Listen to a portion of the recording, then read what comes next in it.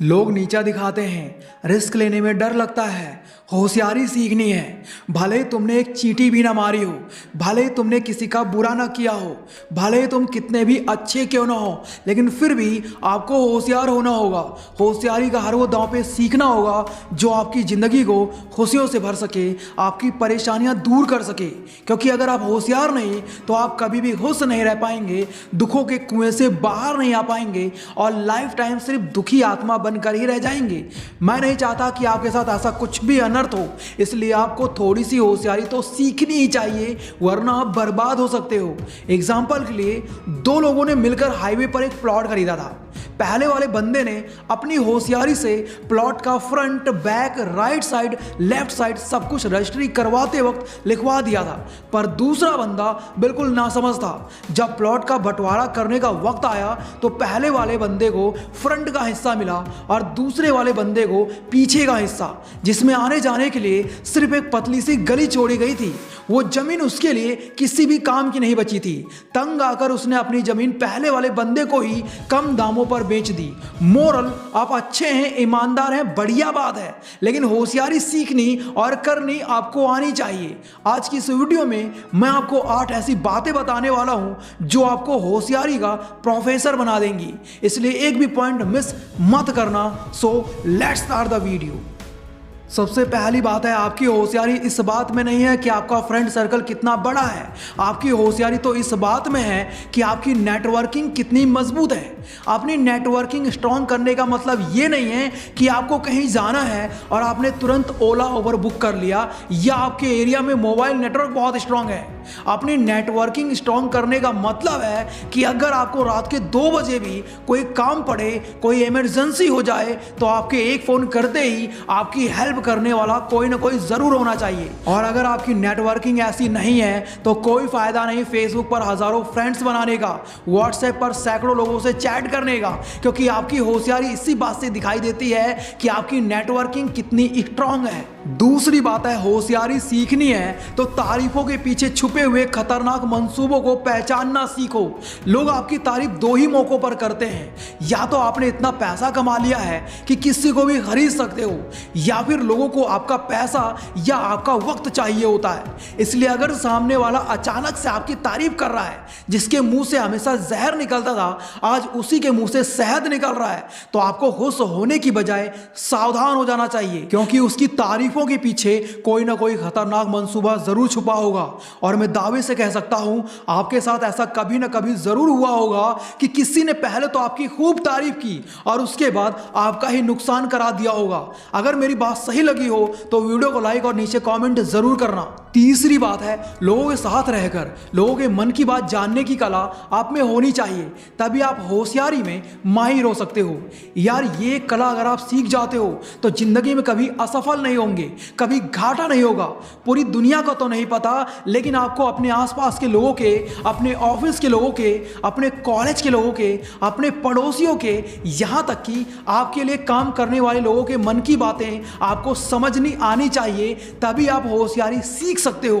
Example के लिए, मान लो आपका पड़ोसी हमेशा आपसे ये कहता रहता है, तुम्हारी कार पर जितने भी स्क्रैच हैं वो शर्मा जी के लड़के ने लगाए हैं। अब यहाँ पर 2 सिचुएशंस हो सकती हैं। हो सकता है आपका पड़ोसी सच बोल रहा हो सकता है आपका पड़ोसी आपके और शर्मा जी के बीच झगड़ा लगाने के लिए खुद ही आपकी कार पर स्क्रैच लगाता हो और नाम शर्मा जी के लड़के का लगाता हो। ऐसे में आपको अपनी होशियारी से सामने वाले के मन में क्या चल रहा है इस बात का अंदाजा लगाना आना चाहिए।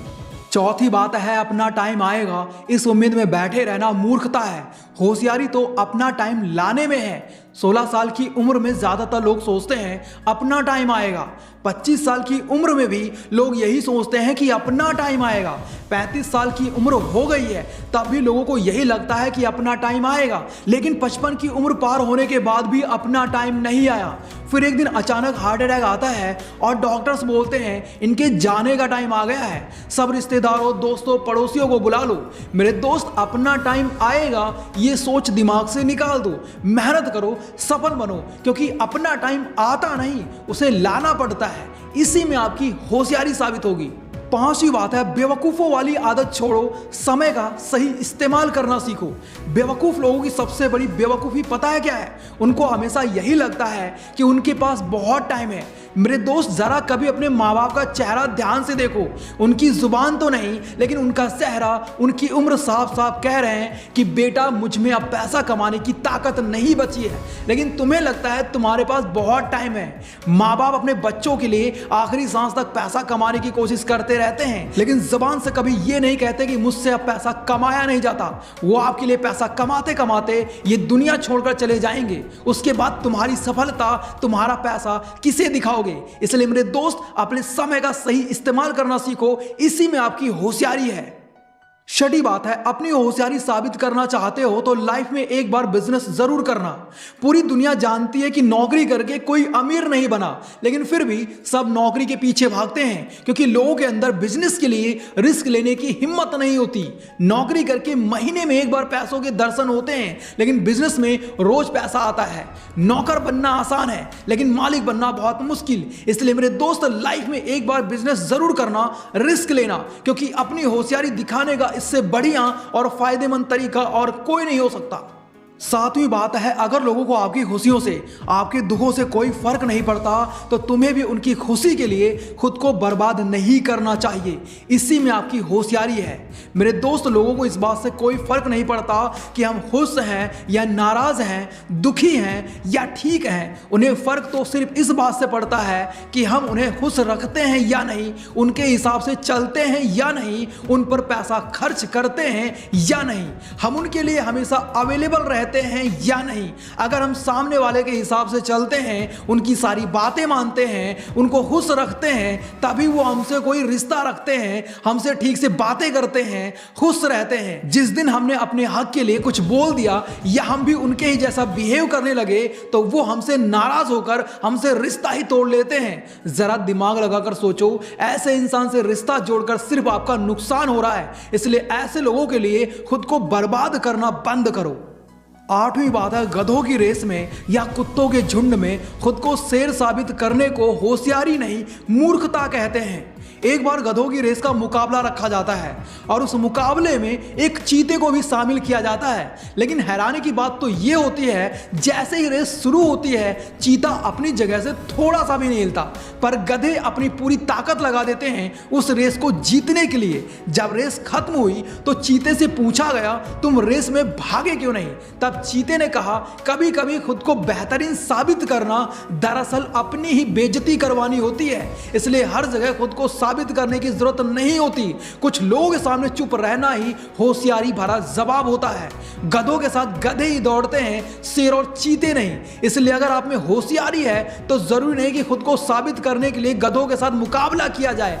ऐसी सिचुएशन में चुप रहना ही होशियारी होती है। और अंत में आप सभी से बस इतना ही कहना चाहूंगा, ये दुनिया बहुत बुरी है। इस दुनिया में हमेशा खुश रहना है तो आपको होशियारी सीखनी होगी, और ये होशियारी आपकी सफलता का रास्ता बनना चाहिए, धोखे का तरीका नहीं। अगर वीडियो पसंद आया तो वीडियो को लाइक और चैनल को सब्सक्राइब जरूर कर लेना। साथ ही इस वीडियो को अपने दोस्तों के साथ, अपने फैमिली मेंबर्स के साथ जरूर शेयर करें। बाकी यार, अगर आप लोग चतुराई सीखना चाहते हो तो लेफ्ट वाली वीडियो देखो, कॉन्फिडेंस लाना चाहते हो तो राइट वाली वीडियो देखो। Thanks for watching, love you all.